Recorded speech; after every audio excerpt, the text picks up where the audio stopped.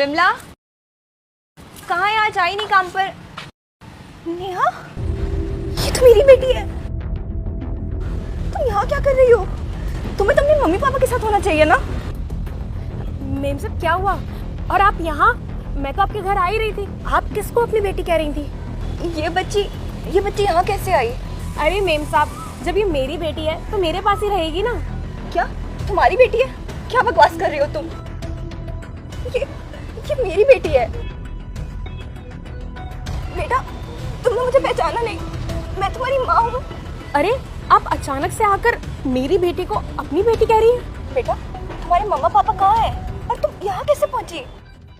मैं बहुत छोटी थी तभी मेरी मम्मा ने मुझे छोड़ दिया था और पापा ने दूसरी शादी कर ली। लेकिन दूसरी मम्मी आने के बाद वो मुझे पसंद नहीं करती थी।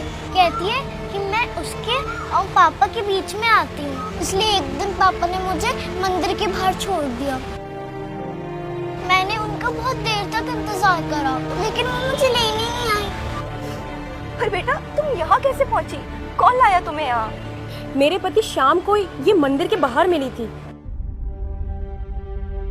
इसीलिए मैं इसको अपनी बच्ची समझकर पालने लगी। भगवान का लाख लाख शुक्र है शाम तुम्हें यहाँ ले आया।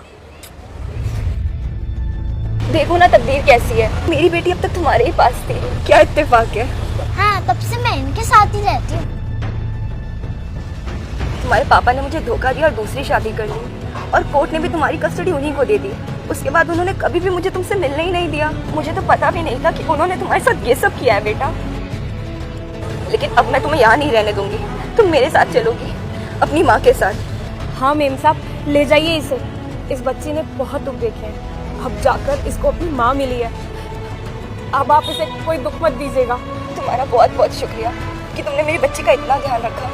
अब मैं इसे कभी खुद से दूर नहीं जाने दूंगी। हमने इसकी माँ को बहुत ढूंढा लेकिन कुछ पता ही नहीं चल पा रहा था, लेकिन हमें यकीन था कि कभी ना कभी इस बच्चे की माँ इसे ढूंढते ढूंढते जरूर आएगी। चलो बेटा, आज से तुम्हारी माँ तुम्हारा बहुत ख्याल रखेगी और फिर कभी तुम्हें छोड़ के तुमसे दूर नहीं जाएगी। चले।